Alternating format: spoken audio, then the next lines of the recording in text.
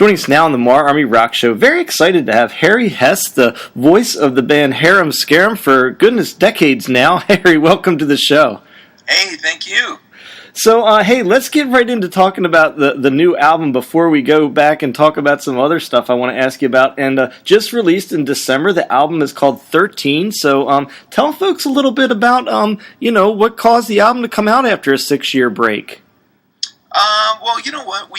We actually got back together to do a 20th year anniversary tour for the record that kind of broke us internationally, a record called Mood Swings. So, getting back out on the road and kind of reconnecting with the fans and just kind of going out and playing again, it really, I don't know, we just reconnected with everything and everybody, and it kind of became obvious to us that we kind of had a good thing going and we should probably look into continuing it. And the fans were very, I guess, excited to see us back and kept telling us wherever we went, please keep going and make another record and come back and tour some more. So we got back and we started writing songs, and 6 months later we had this new record. So that's kind of the story behind the comeback. Now, musically, it's a great album, by the way. I've been listening to it, for a while now, actually, since, I guess, January. And so for folks that haven't heard it yet, how is it similar and how is it different from the classic Harem Scarem stuff? Well, I mean, it's probably a bit of a throwback. From a writing perspective, I think it is closer to the stuff that we were doing, in the mid to early 90s. And during our career, we've really taken a lot of strange left turns. We've done pop stuff, we've done prog stuff, we've done metal to very, very light, poppy stuff. So this record is definitely a throwback to big riffs, big backing vocals, and kind of this stuff that we grew up on. We're Pete and I, the guitar player, we're the main writers, and we're 46 years old, and we grew up, listening to metal stuff like Judas Priest, AC/DC, and things like that. And I think this is a kind of a throwback to not only that, but even what we were doing at that time. Yeah, so you and Pete, tell me a little bit about that relationship, man, because from what I can see, you're the only two members that have been in it the whole time, start to finish. Tell me a little bit about that relationship. Yeah, I mean, we were fortunate enough to start working together, and I guess you would say we were like-minded in what we were trying to achieve, not only musically, but personally, as far as like what we wanted to do in a band. So, a lot of times bands break up because, there's a lack of commitment from all members or whatever. So it's tough to keep it going even under the best of circumstances. But for us, we kind of loved making records and writing songs, and it's always worked out great for us. And we have a good mutual respect for each other, so it works out fine. Now, somehow your band has just become huge over in Japan. Tell us the story about how Japan became like the mega market for your band. Well, that Mood Swings record, the one I was talking about, was released in Japan. I guess it would have been in like '93 or something like that, and the first record wasn't. And so, for whatever reason, they loved that record, and then they started to look at the first record again. So then that got released, and then everything we've done since that Mood Swings record is really done very well in Japan. And we ended up going over there typically like twice a year. We'd go do a promo tour, then we'd go do a proper tour, and we spent a lot of time over there. So it's been, I guess, a 20-year kind of career in Japan with a little bit of a break, but it's definitely become our biggest market and our best market.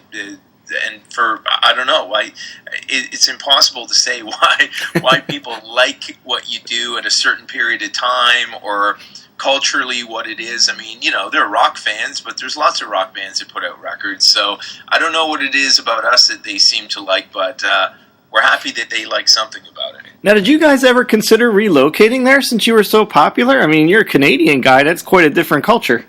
Yeah, I mean, no, not really. I mean, there have been times where I've been working in Europe, like producing records and stuff like that, where I would have considered doing that. I really like that, and the opportunities never really come up in the States to to kind of set up there and do what you're doing. But Japan, just culturally, it would be very, very different, and leaving everything behind culturally. So, but it's awesome. I mean, it's one of the best countries out that way with regards to culture shock. I mean, it's probably the one that I would actually end up. I mean, I would consider it at this point in my life, but early on, I remember we were pretty shocked when we got there. But it's not like Malaysia or Singapore or China. I mean, it's pretty westernized compared to those countries. I spent 30 days in Malaysia by myself working on other people's records. I was the only one that spoke English. Like I said, there by myself. And I'm telling you, after a month, I was ready to leave and come back. You literally could almost go nuts if you're trapped in a place and you never hear anybody speak a word that you understand. It's pretty bizarre. I can't even imagine it, man. No, it's pretty crazy. It's fine for a few days, maybe even a week, but usually when you're traveling, you're with other people, right? So, right. But to be somewhere else by yourself for that period of time, it's a little bit, it can make you nuts. So that's my excuse. So, hey, throughout your career, man, you guys have done a lot of acoustic stuff, going all the way back to Acoustic Sessions and the live and acoustic. What inspired you guys to do? And do you still do a lot of acoustic stuff? Yeah, we like those versions of the songs, and because typically we're doing a style of production that is it's on 10 all the time, right? So you typically got drums and guitars just hammering its way through a song from top to bottom, loud distorted guitars, big revved up drums, and just stylistically it's the type of production that you a lot of times can't hear the song because it's covered in production. So we always love doing the acoustic versions because when we're writing these songs, we're kind of writing them in that way, that they can be played on a piano or an acoustic guitar, and they're singable songs from top to bottom, and that's kind of something we've always enjoyed about songwriting and insisted on in this band, that you would always kind of be able to play those songs and not rely heavily on production for the song to come across. So for us, I think the acoustic versions kind of represent, what the song is, and without any kind of production, without a net, you just kind of go, here's the song, so people can hear it that way. And I personally like doing those versions. Hey, your band, to me, you're part of like this whole genre of music that I feel like a resurgence coming back, almost this sort of like, I don't want to call it a lost genre, but the melodic rock that was peaking right around before the grunge movement came out. And I kind of feel like, with bands like Taiketo and you guys coming back, can you feel the resurgence of that melodic rock style coming back? Well, I don't know. I mean, for us, we kind of gave up on worrying about it early in our career because it can kind of drive you nuts to follow trends or worry about how many records you're selling and things of that nature. So, we've kind of made a concerted effort to shut that part of it off. And, for better or for worse, we kind of just decided to do what we do. We're kind of known as a melodic rock band, and when you hear a Harem Scarem record, I think it's only fair that fans kind of get what they expected and what they want. So we, I don't know, is my short answer, but you would probably know better than I would, talking to a lot of melodic rock bands or just kind of being somebody that's, in the forefront of, the music industry and talking to people. You would probably know better than I would, so I'm happy to hear that if you think so. Yeah, it's tough because I'm a little biased because I love your genre of music. So when I see bands like yours putting out albums, I get very excited. And hey, so take me back, way back in the day here. It seems like, because I'm about the same age as you, and the days of the classic like MTV music video. Like I was watching Slowly Slipping Away. Were those things fun to make, or were they a pain in the butt? Well, a bit of both. Obviously, there's like with any kind of filming, and the only experience I have it is making videos. But people that I know that have made movies and stuff, they say that it's a horrible way to spend a day. It's kind of like being in the studio. If somebody were to come and watch us record, like we'll spend hours just like going over the stupidest, simplest little part.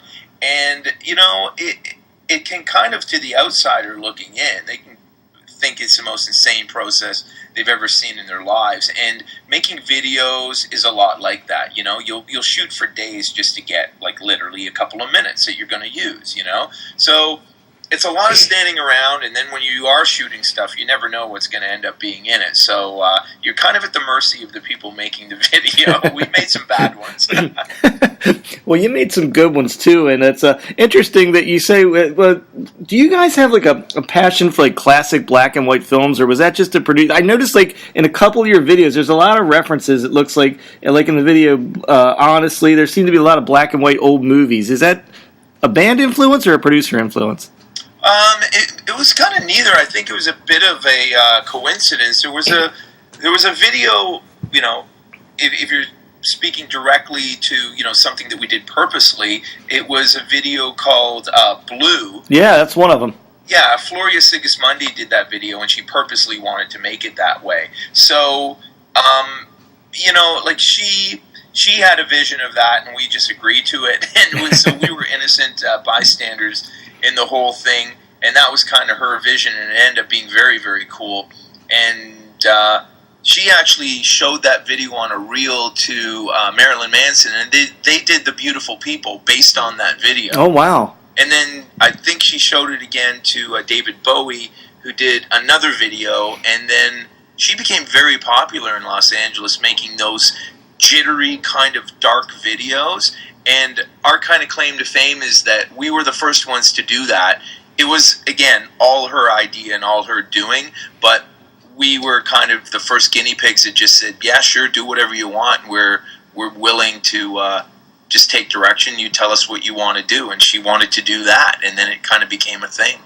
She ended up making videos for Christina Aguilera and lots of very popular videos. I mean, it kind of became a signature for her. So, yeah, so that you're right when you pick up on the point of the black and white and the darkness of it, and we visually like that stuff, but like I said, we can't take any credit for it because we know nothing about making videos.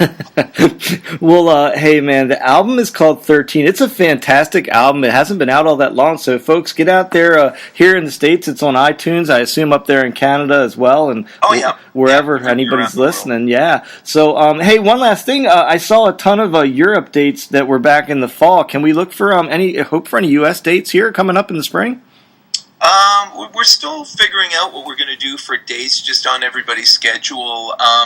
We have a couple booked in Europe right now and a couple dates in Japan that are pending.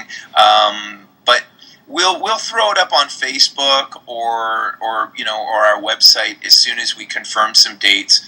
We're a little bit slow to doing the social media stuff, but eventually I would just tell people to kind of keep looking there every once in a while for date confirmations. Well, we'll keep doing that, man, and I hope to see you. And if not on a tour, man, I hope you guys land on one of the many festivals, one of the, festivals with your style of music that's just out there starting to really take off. So, we love doing those, and, every chance we get to say yes, we do. Hey, well, everybody, this has been Harry Hess, original member and still a member of Harem Scarem out of Canada. Harry, thank you so much for being here on the show tonight. All right, thank you.